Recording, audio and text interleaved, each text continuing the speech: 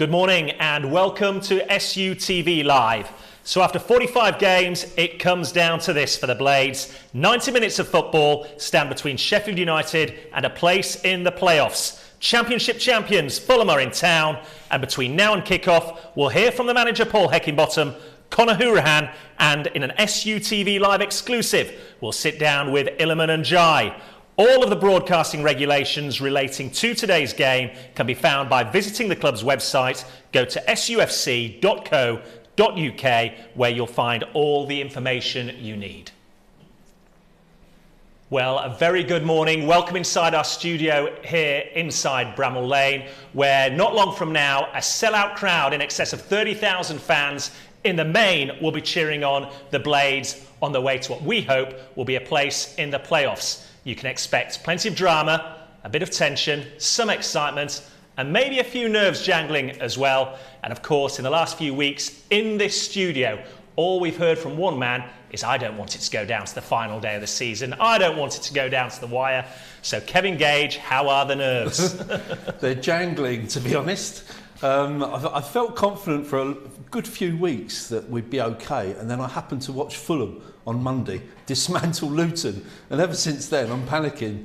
Yeah, they were pretty impressive, weren't they, on Monday? So to try and counter the nerves, we've brought a man who we hope will be the calm in the eye of the storm. Someone who made 279 appearances in the famous red and white shirt, scored 16 goals along the way as well, and in 2006 captained the side to promotion to the Premier League. A very good morning to you, Chris Morgan.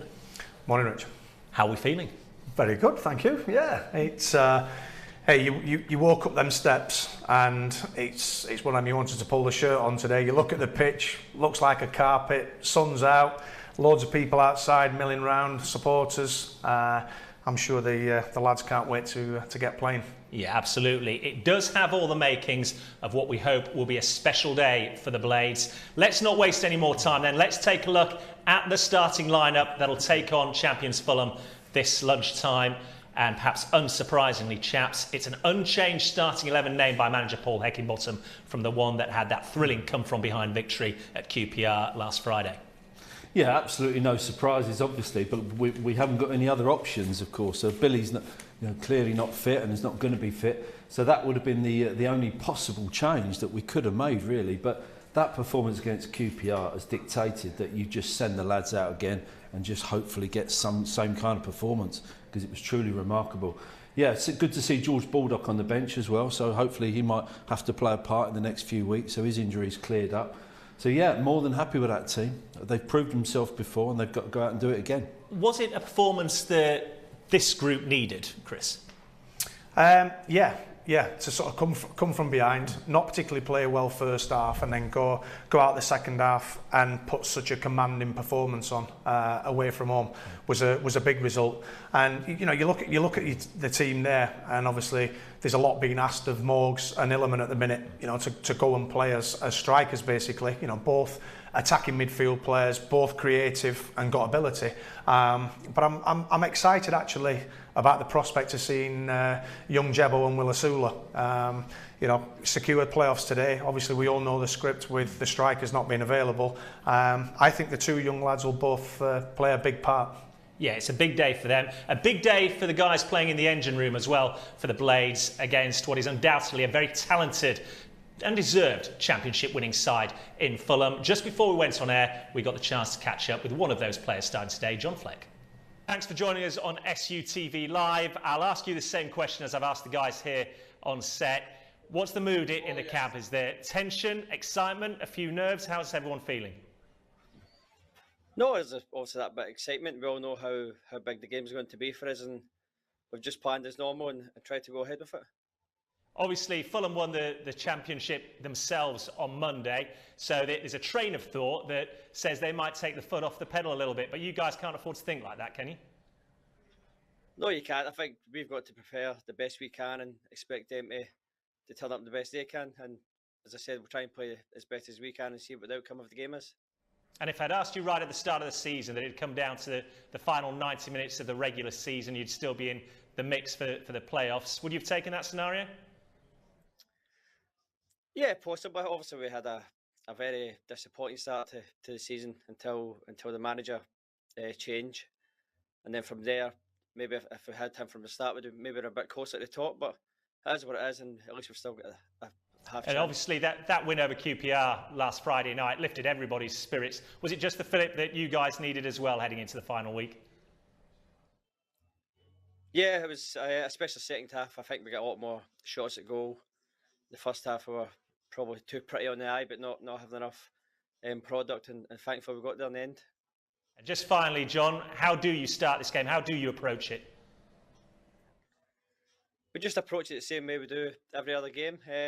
Try and start fast and try and get them on the back foot. I'm sure there'll be stages of the game where they'll have their time and their possession on the ball, and it's up to us to try and work hard and get it back. Looking forward to having a full house roaring you on. Yeah, as I said, it's a big occasion. The crowd are generally always great here, and I'm sure today we're that extra bit special. All right, John, best of luck. Thanks for your time. Go well today. Thank you. I had to smile there, Morgs, when John said, we just approach it like any other game. You've been in this situation before. You can't approach it like any other game, can you? No, I agree with him. I think you have to.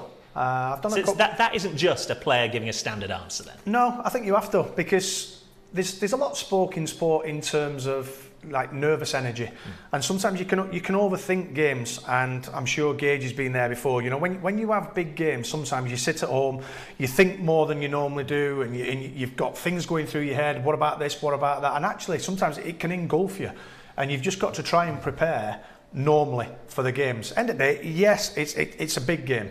We need a result today to secure the playoffs, and all the lads know that. But I'm sure all week they've just been working at, we're at home, we're playing Fulham, let's test Fulham. Do they really fancy a game today? Or, you know, there's been a lot of talk around Fulham on the holidays. They didn't look as though they were on the holidays at Luton, you know, because they dismantled them. But last game of the season, I'm sure the Fulham players are thinking, I don't really want to pick an injury up today and be in the treatment room all summer. I want to go away, have a nice holiday and get ready for the Premier League. So I think from our point of view, let's go and test that. What are your thoughts on that, Kevin? Yeah, I tend to agree. We were chatting off air when we got here. Will Fulham have that level of intensity that they've shown in the last 6 weeks or so? Clearly, they're the best side in the division. You know, they've scored over 100 goals, for Christ's sake. You know, their attacking force is remarkable. Mitrovic is fantastic. But will they come with that same absolute intensity and passion to get a result? You know, I'm so pleased that they've won the league already. I'm not going to say that they're not going to come in their flip-flops and with their holiday, bags packed. But I don't think they'll be fully at it today. I hope and I pray that they won't play at that very high level. They're still a good team. They're still very, very good players. And we have to play with the absolute desire that we showed most of the season, certainly since Heckingbottom's taken over, but certainly against QPR, where we found an extra gear from somewhere, and we need to keep in that high gear today.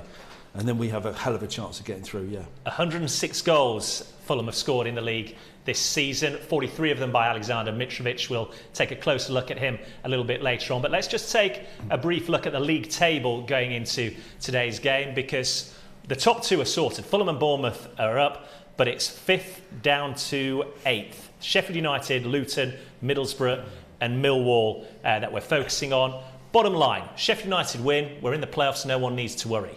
Get a draw, you eliminate Millwall, but then I saw you on your own Twitter handle earlier in the week, Kevin, trying to do the maths, all sort of equations. We're not even going to try and go there just yet. If we need to be later on, we will. But yeah, it's one of those afternoons where 10, 15, 20 years ago, you'd have people with transistor radios in the crowd, yes. and I still think we're going to get a bit of that today. I think at some stage there'll be a murmur going around the crowd as everybody's on their phone checking the scores, and that translates onto the pitch. Sometimes you can sense what's happening elsewhere when you're on the pitch. I'm not saying it's going to affect the players, but I'm absolutely certain the word will get out. It may be halfway through the second half, word will get out. Where are we in relation to getting into the playoffs? Do we need to get an extra goal? Do we need to not go cavalier and push men forward? Are we okay with the scores as they are? So it's a very, very difficult one to call today. Well, Chris has had more recent experience than any of us of this. How does it affect players? Do you understand what's going on? Do the crowd make sure you understand, or are you able to just stay cocooned in that bubble? No, I think you try and stay focused. I remember when we were relegated out of the Premier League here and we played Wigan, and obviously West Ham were at Man United. And I remember playing the game thinking, the crowd have not really reacted to anything that's going on at Old Trafford. So obviously you then, you know, you focus, you're thinking about playing, obviously winning your own game. But sometimes you do, you're expecting like the home crowd to go up, like Man United have scored against West Ham.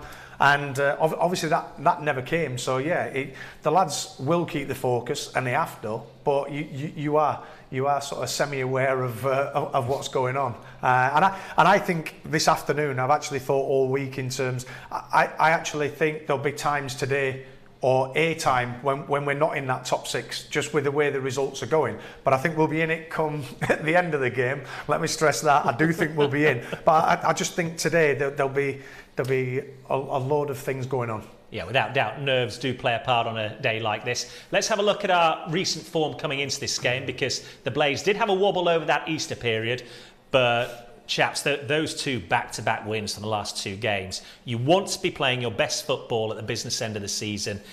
Is that the turning point for Sheffield United? Yeah, they were crucial wins, weren't they?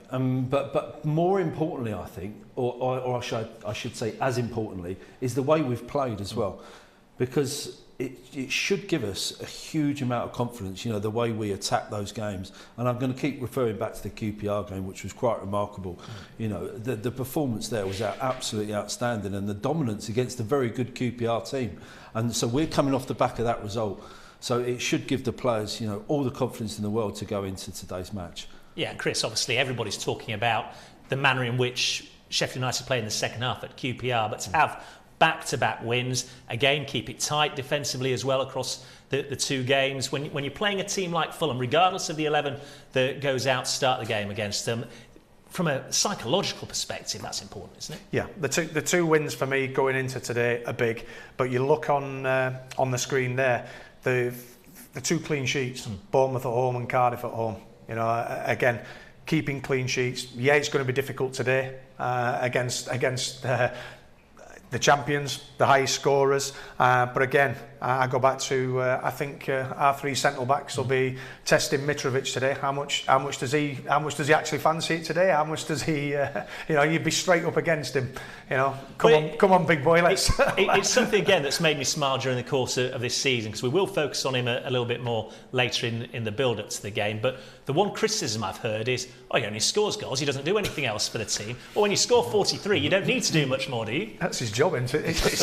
I'll tell you what, I'd settle for that straight away if he was in our team. Yeah, I mean, he's a huge threat, isn't he? I think Chris is exactly right. You know, he's got his record now. He's done his job. So is he doesn't going need to really any more put today, himself does he? about? I mean, we could always just put Jack Robinson on him and just shut him down completely and get him to bully him out of the game or something. But yeah, they've got threats from everywhere, not just Mitrovic, of course. They've got quality players. They've made a few changes, haven't they? I think so. But the players they're bringing in are top quality as well. So that balances that out. Well, we're going to concentrate on this game, obviously, but depending on what happens here, results elsewhere could be a factor. So let's look at those other three teams involved. Bournemouth hosting Millwall, Luton at home to Reading, and then Middlesbrough, who I think realistically you would say were the greatest threat before we kick a ball in anger today, away to Preston North End. Interestingly, I had a chat with Chris Wilder at the start of the week, and he recalled how Sheffield United went up to the Premier League a couple of seasons back and said, well, you know, on the final day of the season we had nothing to play for, but you're professional and you still do a job. And he's banking on that being the case for Fulham here today. But as you look at those three fixtures, Chris, what are your thoughts? I think Bournemouth will beat Millwall. I think Millwall are the outside ones anyway. You know, they need basically everything to go for them. I've thought all week, certainly after Luton getting beat by Fulham in the week, I actually fancy Reading to go to Luton and win.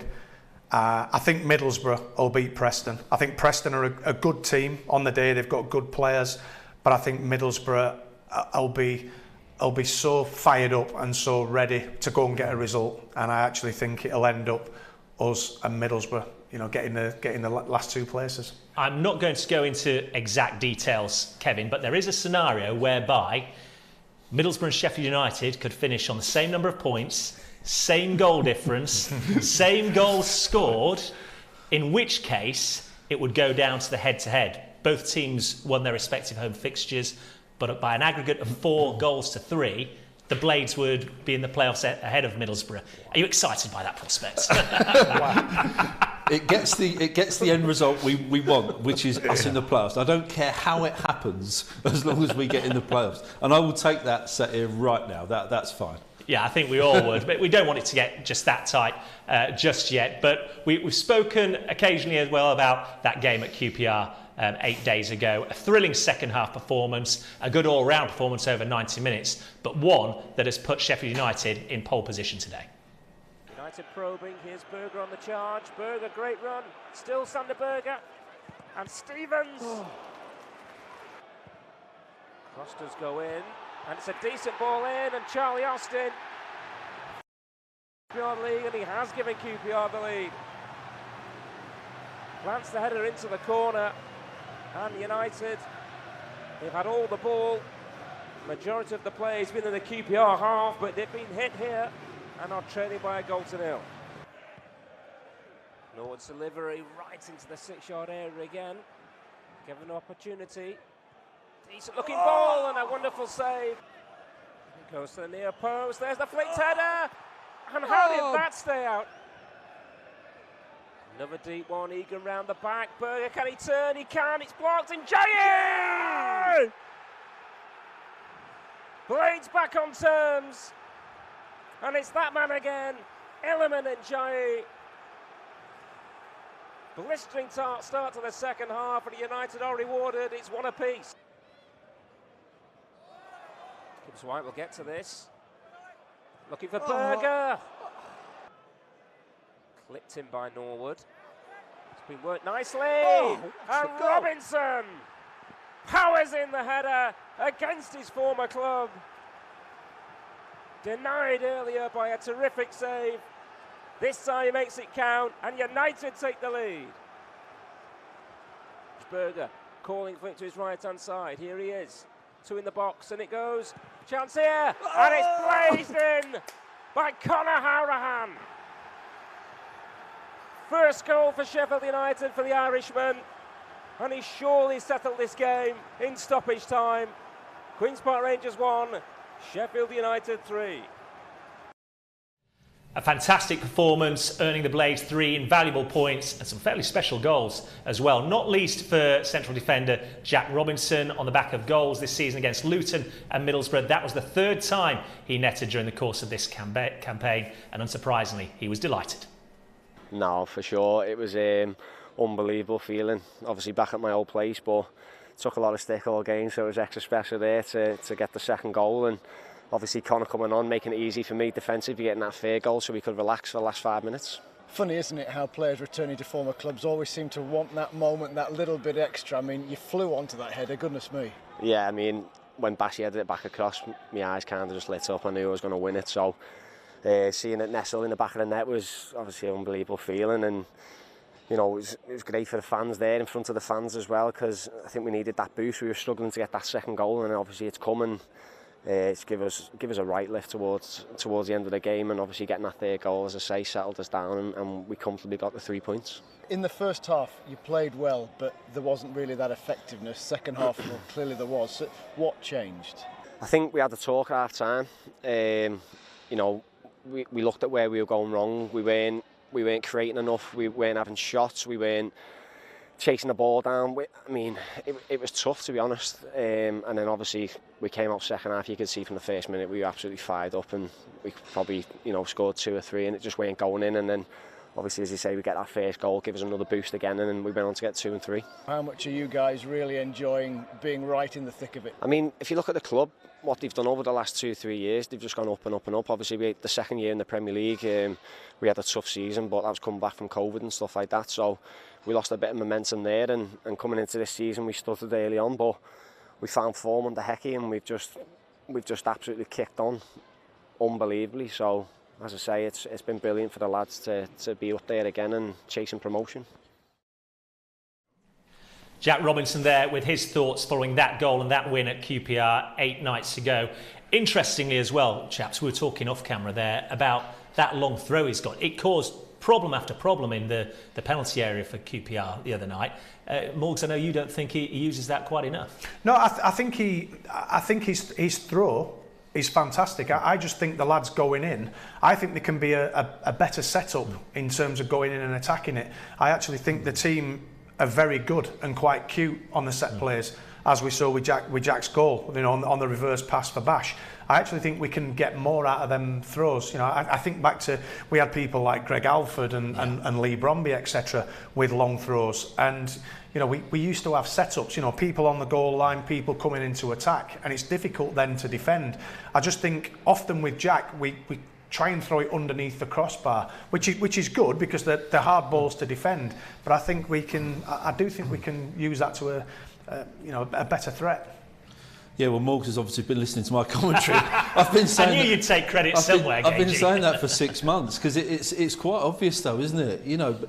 It's such a good throw because it comes in low and flat. It's actually more dangerous than a corner when you get it right because the trajectory is fantastic. But I totally agree. We seem to load the 6-yard box and the goal line, and it goes all the way to the keeper, and the keeper can punch it away or do something with it. Usually it's not the first contact you score with, it's the flick on, and we don't seem to have anybody reading the flick on and coming in at the from the penalty area, edge of the penalty, from the penalty spot or from the back.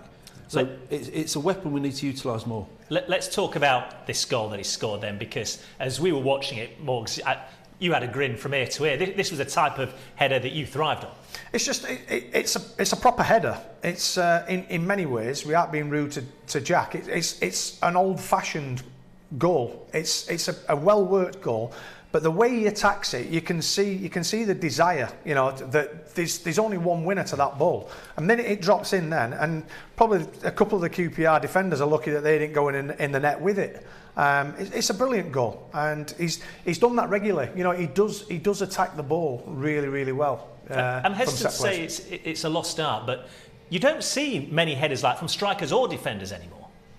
I don't think people cross the ball as much. I think a lot of teams now, they look for the perfect goal. It has to be like little 1-2s around the edge of the box and played in and things like that, where you go back to the best teams down here. I remember coming down as a kid watching, Keith Edwards score off crosses from Colin Morris and things like that. And crosses are a big part of the game. And actually, if you do your coaching badges, when you analyse where goals come from, that area inside between the sticks, 6 yards out, below waist height, is where most goals are scored.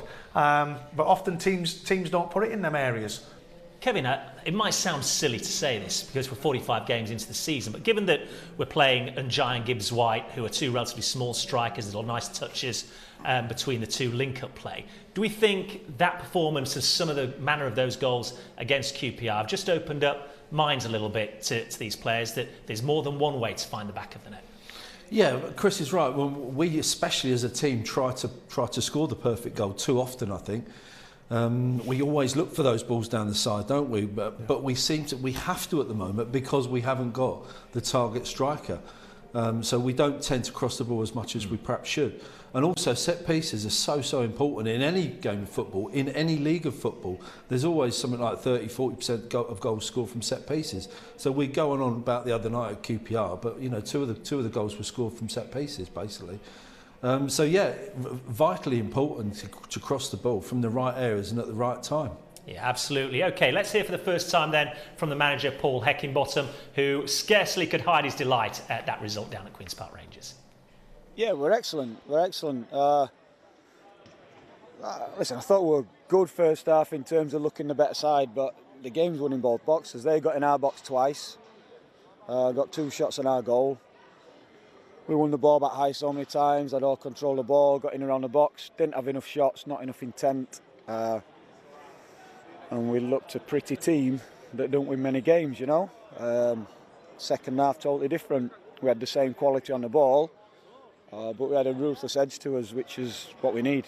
How broad a smile is Jack Robinson's having taken a little bit of heat from the home fans to then go and power in and a brilliant header. Good header, yeah, good set play. It's always nice. One of your former clubs, but also, yeah, it's just nice for him to score. We want everyone to score, everyone to be a threat, and I believe he is a threat from set plays because he's aggressive in the box. And we're only speaking about it just before we set off here. There's any chance of a goal, so yeah, delighted for him. Did you feel as though QPR were fragile from set plays? Because you seem to, every throw was a long one this time. It isn't normally. Getting it into the box quicker. I think we just ended, I think I've looked, we've had 15 corners, but I think simply because we had that many attempts on goal and the keeper made a couple of top-class saves and some last-ditch defending, everything seemed to be getting deflected wide rather than going in, and you're thinking, is this going to be one of those days? And if anything, we should have scored from corners. We should have scored. You look at the amount of headers Eags had, second phase balls. So yeah, well, I think it allowed us to build the pressure, but I would have liked to have got more goals from. So Paul Heckingbottom there pretty much highlighting what you were saying, Gagey, that he would have liked to see more goals scored from set pieces. But a win's a win, 6 points from the last 2 games. So I'm going to ask you now, given that Fulham are champions coming up here, and given that Sheffield United are in pole position and in control of their own future as regards the playoffs, is this a good time to play Fulham? Oh, thanks for that one, Richard. Put me on the spot. I don't think there's any good time to play Fulham, and I say that because they are by far the best team in the league, and on any day they could tear you apart for 20 minutes. You know, you just have to hang in there.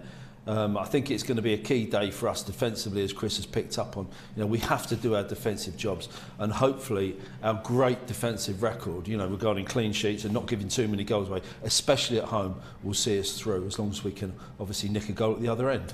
Well, let's have a look at Fulham's recent form then, because although they went up with that thumping 7-0 win on Monday as champions, beating Luton, it's been a little bit in and out. They've lost 3 of their last 6, only won 2 of those games, Morgs. Is that just the struggle of getting over the line at the end when you've been in charge for so long? Or is there more to it than that? No, I don't think there is more to it. I think often when you get promoted, there's been pressure. You know, the lads have been playing with pressure every game that you've been going into, particularly for a team like Fulham. There's big expectancy. But you know, if you look at them games there in particular, you know, like the Bournemouth game, you know, the big games they've turned up for. And my only worry today is that Fulham are arriving, not only like Gage says, a good team, they're also arriving just for a game of football today. So in many ways it's a worry for me, because good players, when they're just playing relaxed, are even better players, you know.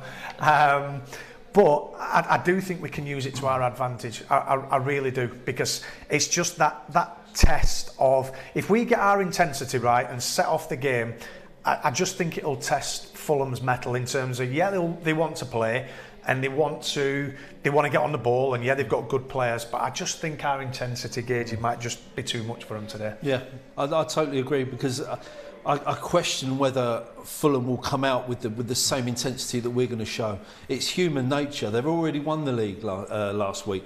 You know, they've had their party time. They've beaten Luton 7-0. They've had a few days off, no doubt. I don't think they'll come here with the absolute necessity to get a result, to hang on for a draw. From a playing point of view, will you make that lung-busting run 50, 60 yards backtracking? Will you track your runner? Will you be bothered to make that last-minute run to get forward? There's no real need to do that, and there's no desire to do that. I hope and I pray that they just want to see the game out. Of course, they'll play well, they'll get on the ball and they'll have their possession and they'll go forward. But, you know, is everybody going to be absolutely at it for 90 minutes? Because if they're not, I think Sheffield United will be, and I think that's going to see us through.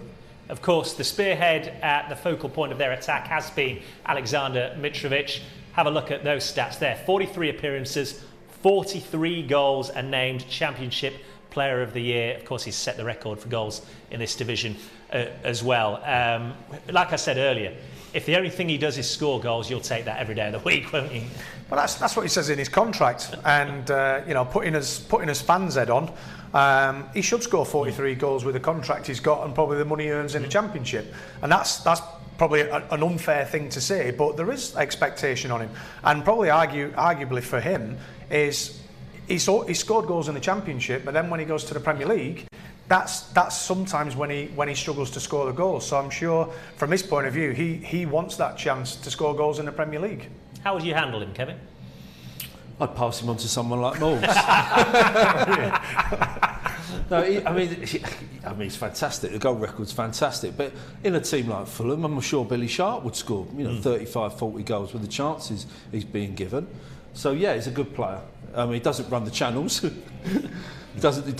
His work rate is nothing to write home about. But when you're scoring 43 goals in that many games, I mean, you don't have to, do you? And it's a good test as well, isn't it, for this Blaze defence, which has been so good since Paul Heckingbottom took charge. Let's just have a look at our defensive record. 27 games in the league. Of course, we've won 14 of those, only lost 5. But 14 clean sheets, Morgs. If you're not letting goals in, you've got a better than average chance of winning games, and that's what's been borne out. Yeah. I mean, for me, good teams, and I would say this as an ex-centre half, good teams are built on solid defences. You know, you think of the Arsenal team, you know, the Invincibles, you know, with people like Tony Adams and Martin Keown, etc. They don't concede. You know, the top teams, the good teams, they don't concede goals. So if you've got good players in the forward areas, you're going to win more games than you lose. So I think it's been a big part. You know, and credit to the lads, you know, because they've obviously worked hard at it, and you can see the willingness to defend. You know, it's not easy. You know, you've got to have a desire to keep the ball out of the net. You know, take it in the face, you know, take it in the stomach, whatever. You know, you've got to throw yourself in front of things, but you've also got to work hard at that structure. You know, it's not only defending on your own, it's defending as a unit. And obviously the goalkeeper behind as well. You know, I think Wes has been fantastic since Paul took over. Yeah, absolutely. And of course, if you are keeping clean sheets at the back, it only takes one goal to take all 3 points from the game. And that's exactly what happened when these two sides met down at Craven Cottage early this season. You can hear the Sheffield United supporters. Now a chance for Sheffield United to break. This is Iliman Ndiaye. Strong run here by Ndiaye. Still going Ndiaye with a strike! Oh! Brilliant! Iliman Ndiaye back in the starting 11 and back in the goals. His third of the campaign. Lightning start by the Blades. They lead Fulham by 1-0. Hourahan with the delivery towards Billy Sharp. Fisted away by Rodak. Hooked back in by Norwood.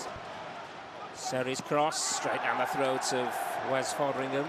Second half underway. Barno with the early ball in. It's a decent one, and Mitrovic created the space. Egan burst into the box. It's towards Egan. Basham's there as well. They both went round the back. Sander Berger for Sheffield United. Hourahan with him. Berger's seen the run here from Jayden Bogle inside the area. Bogle for United still, and that was a really important last-ditch challenge by Tete. Hourahan lays it back for Norwood to cross. Rodak came, wasn't convincing. The referee's blown. Gabano's coming round the back here for Fulham. Neatly into the box, and then Muniz took it away from Mitrovic initially, who still gets the shot away. Bogle with the surging run. It's a good run from Jayden Bogle. It's an excellent run from Jayden Bogle. He slipped through Iliman Ndiaye here. He's offside. That must have been a tight call. Reed tugging at his shirt, still going Iliman Ndiaye. Ndiaye still threads it through. Billy Sharp! Offside. Balls up wide. Mitrovic in space. Mitrovic hits the bar, and the follow-up is over. Drama at the Cottage. Surely that's it now. There is the full-time whistle. A huge win for Sheffield United. A huge win for Sheffield United, a rare win for anyone over Fulham this season. And it was 5 or 6 months ago now, Kevin Gage. But can this Blaze team take anything from that performance and result?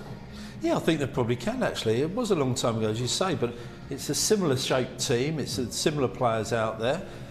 So I think they can take a lot of confidence from that. And that was a real statement victory, to be fair. I'm looking back there, I remember doing the commentary on the game and thinking Fulham haven't really created an awful lot at all. We were really, really good defensively. And then we've had more chances than I remember, actually. We could have won that by a couple more goals. So yeah, I think we can look back on that and think, do you know what? They're a good side, Fulham, but we're more than equal to Fulham if we can play at our top level. Yeah, and let's be honest, when you've scored 106 goals in a league campaign, there aren't many times that a team keeps you out and keeps a clean sheet. That's exactly what the Blades did, and we're hoping it'll be just one step on the road to securing the playoffs by the end of today's game. Changing gears a little bit, because it's been a highly successful season elsewhere at Sheffield United, particularly for the under-23s and under-18s, who've both won their respective championships. Let's take a look back now at a recent game for the under-23s against Millwall. Long ball over the top, chance for Jefferson to stretch his legs. He might be in here, Daniel Jefferson. And the defender had a little nibble at him. In the end, it was Jefferson who was penalised. But that's a mistake by the Blades, and Davis into the penalty area for Millwall. First real chance, and Millwall take the lead. A mistake by the Blades, allow the visitors in, and it's a good finish. 1-0 to Millwall. Blaster creates something here. By Abu again, lovely ball. Ayari, great touch, Ayari. And Jefferson stretches legs here. The keeper's come a long way and judged it well, but then the kick was terrible. It's straight to Peck from distance. Wow, that was brilliant from Topalage. O'Brien swings it into the United penalty area, and there's a decent header. It was by Grant. Wasn't far wide, and there is the half-time whistle. Brooks, oh, what a great effort. Sackdev cuts in field. Chance for Ayari. Millwall send a long ball forward, and Hiddleston a long way out of his goal. Heads it straight to O'Brien, who looks to lob the goalkeeper. Got the weight. Here's Peck. It's opened up for him, City Peck. Dragged it just wide of the near post. Well, it was a misjudgment, and O'Brien's lifted it over the bar. One back here by Will Lancashire. Takes it from distance. Can United profit here? Lancashire. Chance for Brooks. Great block. Jefferson! Right place at the right time for Daniel Jefferson. Just outside the 6-yard area. It broke kindly for the former Burton loanee, and it was a simple task of tapping home. Plenty in the box for United. Back to Arblaster. Brooks with a good first touch. Brooks with a strike. Straight at the keeper. Yeah, successful campaign for the under-23s, bodes well for the future for the Blades, but all credit to them for winning their division, Kevin Gage, and also Mickey Collins, who guided them to it. Yeah, all the academy teams have done really, really well, haven't they, this season? Some really good young players coming through. A couple of them have had sniffs around the first team, sat on the bench as well, which are doing the world of good. But you can go all through especially the under-23s, well, and to be fair, some of the under-18s as well. And you can see some really good players coming through. So yeah, all goes well for the future. Yeah, you mentioned the under-18s. We can have a look at their season as well now. Fantastic record that. Unbeaten in all 21 games this season. A 30-game unbeaten stretch going back to last season, Chris. Yeah, like Gage says, both the 18s and the 23s have done really, really well of late. And I think it's credit to Jack. You know, Jack, when he came in as academy manager, he wanted to change the, I don't like the word philosophy, ethos, or he wanted to put his own stamp on things. He wanted more of a Sheffield United way within the academy, and he started the work. You know, when he stepped up, Del Geary's picked the baton up. Del's carried it on. You know, people like Mickey Collins, Chris Howarth, who's obviously took over from Del doing the 18s, and you know, the lads they're drilled properly. You know, they really are. They're well organised. The games that I've seen, and I've seen, you know, loads and loads of games over the past few seasons. They work hard on the opposition. They enjoy winning games, they enjoy playing, and you know, they've been a credit to the football club. They really have. Yeah, and of course, if the developmental sides are successful, the hope is that you see several of those players push through and challenge for spots in the first team. And we can have a look at some of those now that we've highlighted to watch. Amongst them, Will Lancashire, Siddy Peck, Will Asula obviously is on the bench today, and we've seen him get a couple of chances. Ollie Arblaster and Hassan Ayari. Kevin Geary, don't know where that one's come from, Gagey. But you've seen some of those in action for the first team. You've seen them coming up as well. The future at least has potential here. Yeah, 100%. You're absolutely right. I mean, when Hecky took over, all the talk was, we're not going to go down the route of the big money signings. We're going to promote from within, work with what we've got in the academy. And there's a special feeling, isn't there, when academy players come through and when they make their debut and even when they're on the bench, you know, it's great to see him coming through. We've got Njai, you know, coming through. Everybody loves him. He's fantastic. He's come through the academy. And I think that's going to happen more and more in the next couple of years, especially with the way the club is going now. Morgs mentioned the work that Jack Lester initially did with the academy. Derek Geary's now taken over as academy manager, and unsurprisingly, he's very pleased with the way things have gone over the last 12 months. Successful year regards, obviously, lads winning a lot of games. I think there's been a lot of good performances. I think over the both age groups, a lot of younger kids have gone in and played the 18s, and a lot of the younger 18s have gone in and played the 23s. So, and we've had a lot of good performances, a lot of good results, and tonight obviously we finished with a 1-1 draw here with the 23s, which was, the game was probably a bit flat, probably disappointing the fact that Coventry lost the game yesterday, which we won the league yesterday. I would rather have gone into the game with something on it, which a bit more of a meaning, but it wasn't to be. But in the end we won the league, which is good, and most importantly we've had a lot of young kids developing. Yeah, and like you said, the philosophy of this club is we've had a lot of players out on loan. We've had a lot of 18s playing up, a lot of then, you know, younger players playing up in the 18s as well. Does that make it all the more impressive, you know, given that we've actually been working with quite a small player pool at times? Yeah, it's really important, because it wasn't a case of putting all our eggs in one basket, and getting a team to win the league. We pushed players up, we developed players. I think we've got 15-year-olds that are due a league medal with the under 18s because they've played that enough games to win a medal, and obviously we have 16-year-olds out there tonight, and obviously Will, I think he's just gone 17, Blaster 17, 8, and a lot of 18-year-old lads out there, so they're getting vital experience moving forward, and hopefully next year we have a successful season. But the most success we've had this season was first team players that have been in the academy, which is the most important thing. Yeah, and the trophies are a nice bonus obviously, but like you say, at the start of the season you set out to develop players, and like you said, there's been a lot have gone up into the first team, whether it's making debuts, being in the squad, just trained up. At the end of the day, that's what you set your standards at, isn't it? How many lads you see go up there, and this season there's been quite a lot going up to the first team. Yeah, of course. The main onus is to develop players for the first team of this football club. Winning's part of development, but it's not the end all and be all.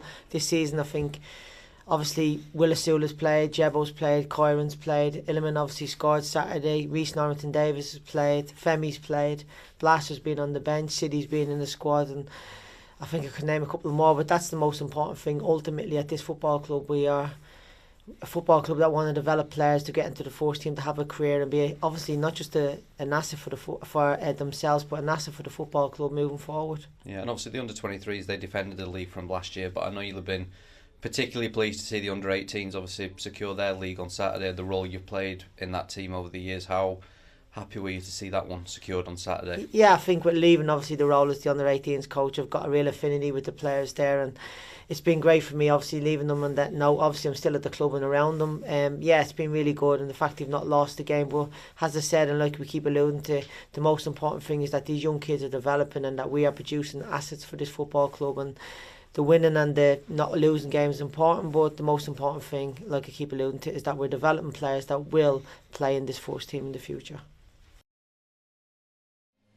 A little under 16 minutes to kick off here at Bramall Lane. A sold-out capacity crowd inside the stadium for the visit of champions Fulham, as Sheffield United look to secure their place in the playoffs. And a reminder, wherever you are, for the regulations surrounding today's broadcast and to buy a match pass, you can go to our website, sufc.co.uk, and try and purchase your match pass to join us for the full uninterrupted commentary of the game. Sheffield United looking to go to the playoffs. Let's have a look at the teams then for this lunchtime kickoff, starting with the Blades. We showed you this earlier, unchanged in the starting 11 from the team that was so impressive down at Queen's Park Rangers 8 days ago. Whether Paul Heckingbottom wanted to or not, guys, I don't think he had any choice but to name the same 11, did he? Well, he didn't know because of the injury situation. The team literally picks itself, and also because of the performances have merited that team being given another opportunity. So absolutely no problem with that team. It's the strongest team we obviously could have put out. The only possible change might have been George Baldock, because he's on the bench, and obviously Osborne has got to fill in that role on the right hand side, which is not ideal. But he's doing okay there. He's doing okay. You wouldn't want to change that 11 after that performance, would you, Chris? No, and there's no need to. I think it's that second half performance at QPR made Paul's job a lot easier. You know, he knew after that performance what his team was going to be for the last game of the season today. Let's have a look at the visitors then, Fulham, because as we all know, they've got nothing to play for, guys. Yeah? They've made 5 changes to their championship-winning team. Paulo Gazzaniga comes in goal. Hector joins the starting 11, as does Shalabar, Seri and Cavallo. But unfortunately for you, Kevin Gage, Alexander Mitrovic does start. Yeah, that was my first question when I walked in this studio was, is Mitrovic playing? And somebody said yes. So that's yeah. But what's crucial for me is the people not on that team sheet actually, because Tom Kearney's not playing. Reed's not playing, he's on the bench, Harrison Reed, and Harry Wilson. So basically it's kind of all their midfield creativity is not being picked today. So I know the players that are coming in are obviously good quality players and I'm sure they'll do the job, but I think they're the 3 that kind of make Fulham tick, you know, they really do. Yeah, I mean, you didn't need to say this before we started today's game, Morgs, but if you needed an incentive to start fast, that's it, isn't it? Yeah, it is. You know, Paul will get the team sheet, he'll go into the lads and he'll say, you know, they've made changes, and he'll do the psychology one. You know, they've made changes, they're giving lads an opportunity to come and play, they think it's going to be easy, you know, that'll ramp our lads up. But again, like Gage said, you've got people like Fabio Carvalho coming into the team who Liverpool are going to sign in the summer, you know, so they're not bad changes. No, absolutely not. And of course, in the absence of Billy Sharp over recent weeks, Sheffield United have needed a player to step up and score the goals that we've been missing from the club captain. That man has been Iliman Ndiaye, and in an SUTV Live exclusive, he caught up with our very own Matt Young.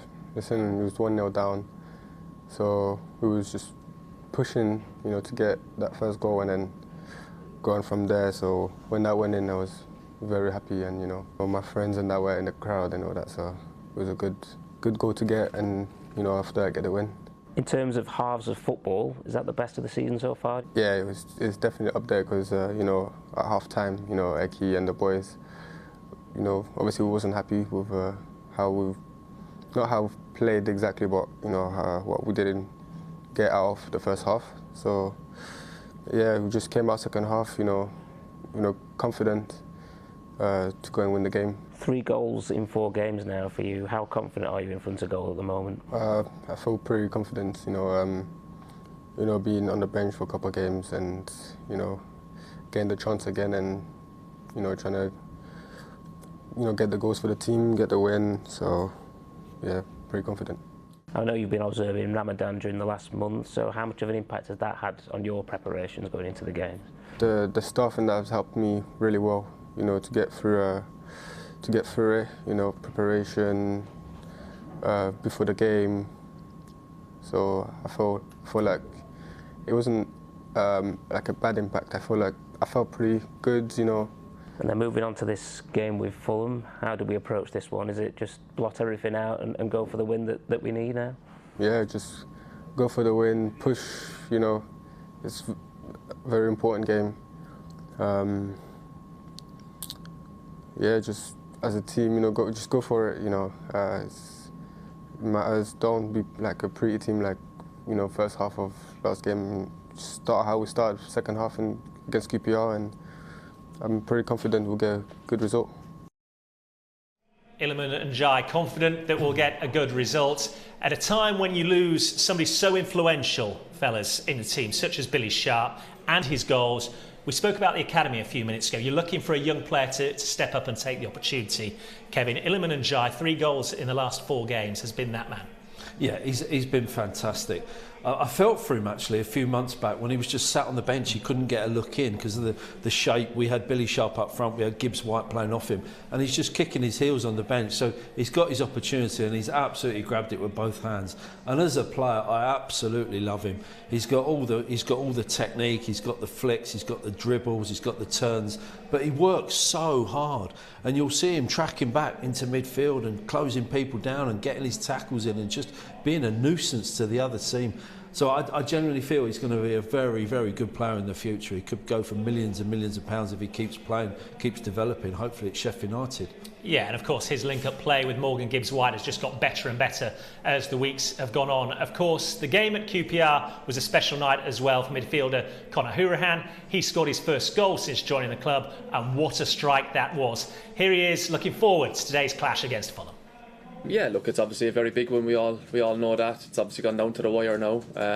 So it adds to all the the talk and the pressure and whatever. So no, look, we're all looking forward to it. It's been a bit of a wait now, obviously, because we played last Friday night. You know what I mean? So it's been a hectic schedule, but all of a sudden now we've been waiting for a game rather than them kind of rolling through naturally. So yeah, look, we're all looking forward to it and just ready to go. Really, you can get that feel that lads are kind of looking forward to the occasion. How do you deal with that pressure then? Look, I think in the squad there's many experienced lads. Look, obviously there's a couple of more experienced lads as well that did seeing people like that who may be injured, but they're still influencing stuff around the building. So the squad is full of lads who have played in big games. So that kind of takes care of itself, really. The match at QPR was a tough one. There were a few walking wounded off the field as well. Has that extended break, physically at least, then been a good thing? Yeah, I suppose so. That always helps, I suppose. We've been carrying lads with injuries for a little bit now, so hopefully they're on the mend even more so. And like I said, it's been a bit of a break all of a sudden to the next game, whereas we've been playing Saturday, Tuesday, and whatever it may be for a while. So yeah, that will help, and it's all all down to the Saturday's game, and it's just one we're looking forward to. We know it's going to be a good occasion, home fans. Place will be bouncing, no doubt, and fingers crossed we get the result to take us into the playoffs. Handy timing for you to get that first goal in Sheffield United colours. Yeah. It's been niggling away at me, been frustrating, I suppose. I was one over the course of my career, been able to get goals over the course of every season I've played in. So that's been a frustrating one for myself, but nice to get one, of course. Yeah, as Conor Hourihane says, this place will be bouncing. A sellout crowd in excess of 30,000 inside for the season finale today. But we hope that the road isn't done with just yet, and the roof will come off the place, Kevin Gage, if Conor can seal it with a game-clinching goal as he did the other night. Yeah, well, certainly I'll be jumping about. Don't worry about that. Yeah, what a strike it was, though. Yeah, first touch, I think, as well, wasn't it? So it's easy to kind of get too excited there and get carried away. I think Sander Berger deserves a lot of credit, because I'm convinced that he spotted something at the far post and he's just clipped that ball beautifully for him.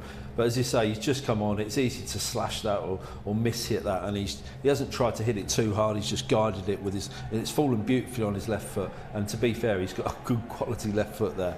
So yeah, he hasn't set the world alight, in Sheffield United shirt, but he's been steady and he's done his job when required. Okay, the PA system is ramping up outside the studio. The fans are ready. The players are almost ready. You've got to go and get ready for your position in the commentary booth. How's it going this afternoon? How's it going? It's going to be a nervous afternoon, and that's just in the commentary booth. Are we going to do it? I think we're gonna scrape through 2-1. Take it any which way we can. We'll take it. 2-1 would certainly work for us. Will it work for the manager, Paul Heckingbottom? Let's find out. Listen, Fulham have been beaten, but they've been the best team in the league, and it's shown, the champions, and it's a massive congratulations to them. Mark on his staff and the team, they deserve to be there. Won so many games and scored so many goals, so we know what we're up against. We're up against the best team, but I think we're a good team, and I think when we perform, as we showed down at Craven Cottage, that we're a match for anyone. So we want to be at our best against the best, and like I say, if the fans turn out and give their best, it'll be a great game of football, great occasion. It'd be nervy, it'd be edgy, it'd be exciting. People look for all sorts in football, don't they? So the idea that now Fulham have achieved their ambitions this season, whether that changes the dynamic of this game, by that I mean, down tools even a little, parted a little too much between then and maybe the weekend. Do you look at that at all? Not at all. Why would you look for reasons not to give your best yourself? So, no, same approach every game. So we want to be at our best, so we'll focus on us. What can we do to try and win? And as I said, we know it's going to be tough, regardless which 11's out there. The subs Marco makes within game. We're going to be playing against a good side, so we have to be ready, we have to be prepared, we have to be prepared to do his bit without the ball, and we have to be prepared to give everything when we have got the ball to hurt them. Yeah, we probably asked you this question, or I probably did, ahead of the match down at Fulham. Mitrovic clearly is their outstanding goal scorer. Is it about stopping the supply or stopping him? Both. I mean, if you just focus on Mitrovic and what he can do, they've got other players. I'm looking, you can pick any number if you want, but look at Wilson with his goals and assists. You know, so they've got so many goal scorers, creators, and they've been a threat from set plays. So, yeah, there's the reason why they've scored so many goals, is because they've got good players, and we have to be wary all over the pitch. It is a full house inside Bramall Lane, full of expectation, full of excitement, full of a few nerves, full of anticipation as the Blades take on Fulham. Final game of the season. A place in the playoffs on the line. Just look at that. Barely a better sight in football than a full Bramall Lane, Chris Morgan. You've played in this atmosphere. Does it get you going, or do the nerves jangle? I'm going now. I can feel the hairs standing up on my arms. It's as soon as you hear the anthem, and it personally takes me back to coming out of the dressing room, walking down the tunnel, and then just standing waiting to come out. And the lads will be well prepped, and they'll be looking forward to today. It's easy for me to sit here and say this is what it's all about, but you've played 45 games this season. Yeah. 90 minutes of football in the regular season is between you and everything you want. Yeah, and do you know what? There's pressure on today. But again, we were talking about it earlier on, and professional sportsmen, professional footballers, they want to play in atmospheres like this. You know, most of them lads stood in that tunnel now played for this club in the Premier League, you know, with big crowds here. You know, so it's what you want. You know, you want to get up this morning knowing that there's something on today. You know, this means everything. It's a huge game. And you know, it's not putting the pressure on. You know, we're all confident. You know, we've got a good record here at Bramall Lane, and I genuinely think we'll win today. But we can't get away from it. It's a huge game, and there'll be a lot of tension and there'll be a lot of nerves. It's just the lads controlling that. There is respect out there. I know the Sheffield United players are going to give Fulham a guard of honour for winning the championship title, but once that's out of the way, it's all about business, isn't it? Yeah, it is, and possibly things like that, the guard of honour. Yeah, you've got to pay your respects. You know, but also there's from Sheffield United's point of view, there's a job to do today. There's a game, you know. So do the Sheffield United players want to be doing a guard of honour? Possibly not. They just want to get out here, carry on their prep for the game. But they'll be respectful. They'll do it, and then they'll crack on and go and beat them. I once heard a phrase: big-time players make big-time plays in big-time games. It doesn't get much bigger than this for Sheffield United. No, it doesn't. No, or it will do once we get through today, and then we're having the same conversations for the first and the second leg, and then hopefully the final. Yeah, fingers crossed. Let's certainly hope so. 90 minutes of football stand between Sheffield United and a place in the playoffs. If the nerves are jangling, sit back, try and relax, and enjoy the ride, because the equation is simple: win and we're in. Let's take you to a commentary team now of Matt Young, joined alongside him by Kevin Gage. And so it comes down to the final game. United's bid for a playoff resides in their own hands as Paul Heckingbottom's side look to defeat champions Fulham to further extend this roller coaster season. Talking about the possibility of the playoffs.